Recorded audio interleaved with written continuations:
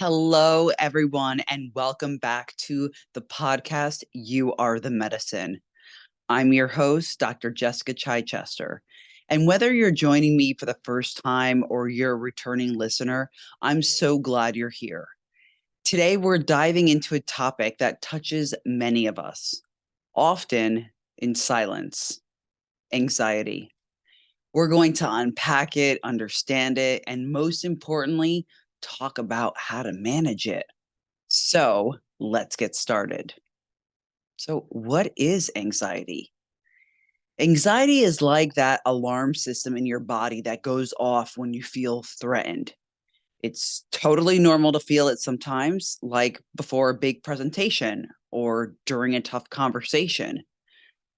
But when these feelings are intense and last longer than 6 months and start to interfere with your life, it might be an anxiety disorder.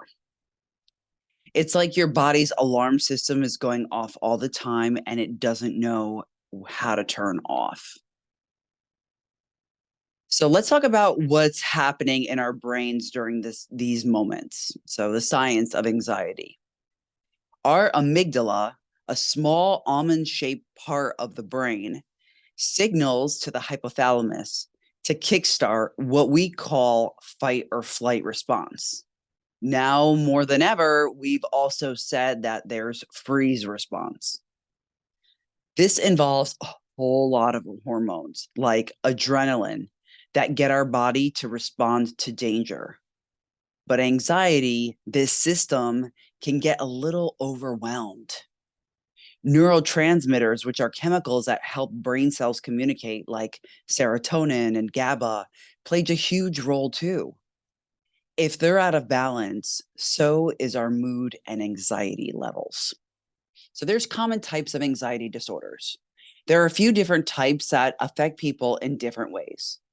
For instance, generalized anxiety disorder, or GAD, is when someone has persistent worries about a bunch of different things: work, health, day-to-day tasks. Then there's panic disorder. I'm getting anxiety talking about this. Where people have panic attacks and they just come out of the blue. And then there's also social anxiety disorder, which can make even simple interactions feel overwhelming. So, in terms of personal story, I didn't know this until a couple of years ago, but I really struggled with anxiety my entire life. And one way that I helped to mitigate it for myself was through exercise. The only problem was that I became so addicted to exercise that it ended up hurting my body and my joints because I just had so much anxiety, social anxiety, general anxiety, and a lot of anxiety about going to school teaching. And then also I had implants, and then the implant illness gave me anxiety. So it was like a steamroll effect for it. And, there's different ways, there's different roles of technology that we have now that we can manage our own anxiety. For example, like at the tip of our fingers, we have apps like Calm or Headspace, and they can guide us through meditation and help us to stay mindful, which is a game changer for managing anxiety. But if you're like me, somebody with this like general anxiety disorder that also comes up in different situations as well, like it's crucial to catch these feelings early on. So not only are like regular mental health checkups important, but don't underestimate the power of a good night's sleep. When we sleep, our body gets to reset itself. And when it does that, it's like cleaning out the inside of a computer. We feel so much better after. Our mind is clearer, our emotions sharper, we can function and operate so much better. So having a good night's sleep also starts with, what habits are you doing prior to sleep? Like, how much caffeine are you having? And are you too sensitive to different types of caffeine? I know for me, sometimes if I have coffee, especially like inorganic coffee, my anxiety tends to get more steamrolled, right? Or if I have coffee later in the day. So noticing what certain habits and certain foods and certain preventative measures that you can take to ensure having a good night's sleep. Also, just like taking a walk around the block after a tough anxiety filled moment. That way you can burn off some of those stress hormones. It doesn't have to be more than 20 minutes, but just moving for a couple of minutes. Even having even having a well-balanced meal. Something that's like not too high in sugar, refined flours, healthy oils. These are choosing good foods is going to help mitigate the anxiety. So remember that you're not alone in this. There are tons of resources out there, which doesn't make us feel better about our anxiety necessarily, but just knowing that there's local support groups to online platforms where you can talk to a professional right from your phone.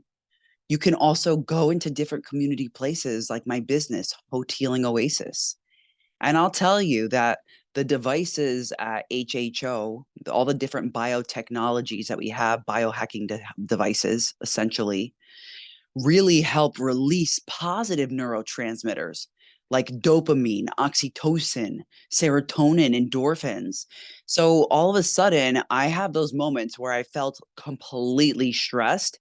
And within, I'll say, 7 minutes of being in the infrared sauna, now it's even faster. But within that time frame, all of a sudden, all the thoughts, all the worries, the stresses just get released. And they get released from the tissues, actually, and they get released from the cells. And so when we're detoxing using some of the devices at Hote Healing Oasis, that's what's releasing is all the different stress hormones, all the toxins that have been built up in our system. And I encourage you to check out the center because every device we have there hits on different strings in the body as if you're an instrument. You're a beautiful, magnificent instrument, and all those devices hit on different systems. So, for example, the ionic detox foot bath is going to draw the toxins out of the 4,000 large pores of your feet.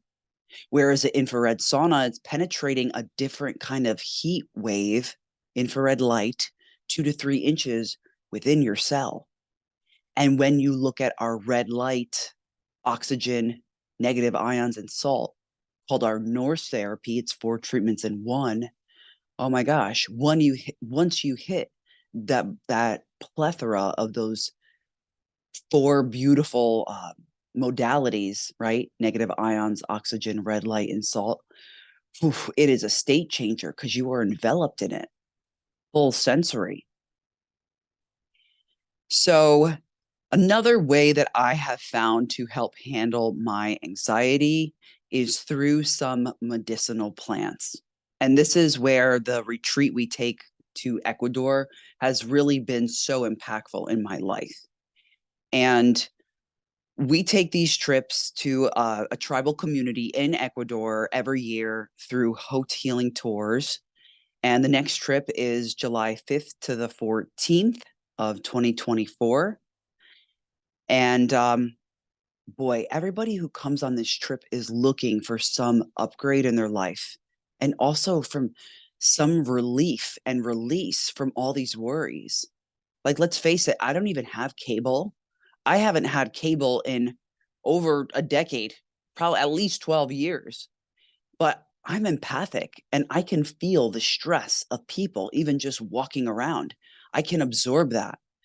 So pulling myself away from this daily grind of this environment and going to Ecuador to this really therapeutic environment, community, the medicines, the teachers, the plants, it's really helped to mitigate my anxiety. And there's so many studies about the benefits of psychedelic mushrooms and ayahuasca, mescaline, which is the mescaline family, but particularly San Pedro cactus.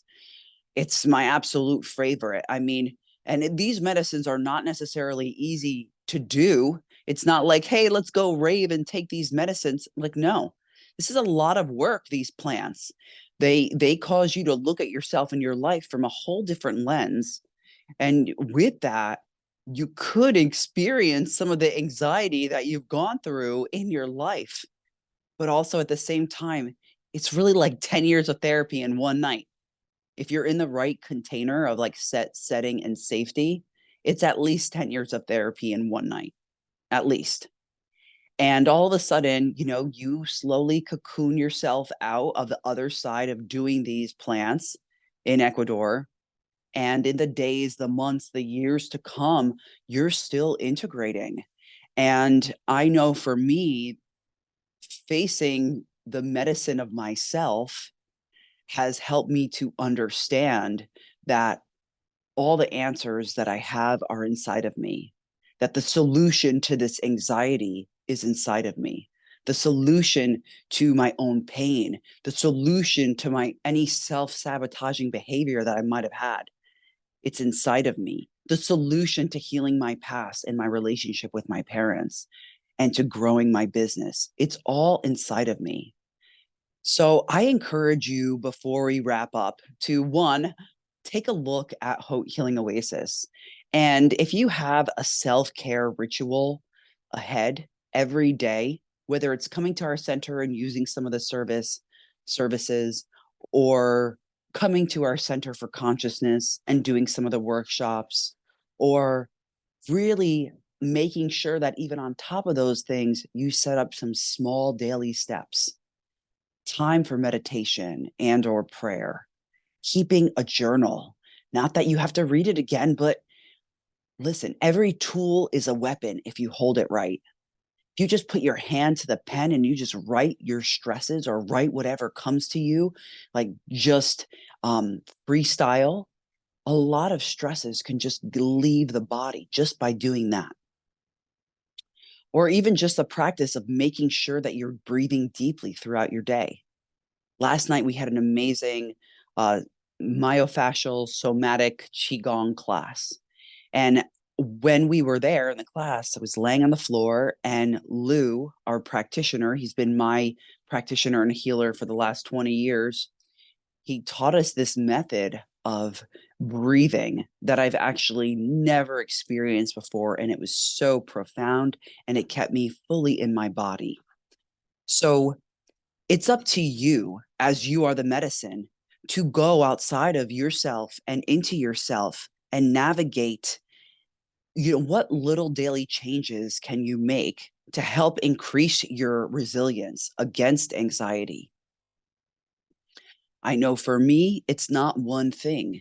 My life has become a service to spirit, to God, because I know that if I start my day in that posture and I carry it with me every moment through my day, in everything that I listen to and everything that I read as much as possible, right? And in most things and most people that I encounter, and if I can look at life through this trajectory of spirit and giving and having that faith, I become a more peaceful person.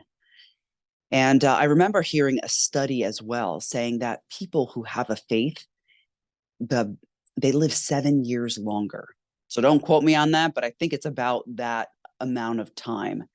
And that's the importance of faith, because when we have anxiety, we are bound by our own fears. And so how do we get out of it? Well, doing the basic things, taking a deep breath, pulling out a tool from our toolkit, going outside, getting grounded, asking somebody for help, saying a prayer, a meditation, tapping ourselves, all these different state changing behaviors. And when you can keep those triggers around you for those different state changing behaviors, it's easier to fall into. I'll give you an example. So there's one plant I really like to take that helps me to mitigate my anxiety. And what I do is I keep it right next to my tea kettle in the morning. So it's right there. There's absolutely no way that I could bypass it. And so if it's out of sight, it's out of mind. So keep your tools in front of you. It has been a profound episode, and I hope you're walking away with some new insights and tools. So join us next time on You Are the Medicine, where we help you tap into your body and your mind and your spirit's innate ability to heal itself and transform not only your life, but the lives of the people around you. Until then, take care of yourself, body, mind, and soul. Satnam, my friends.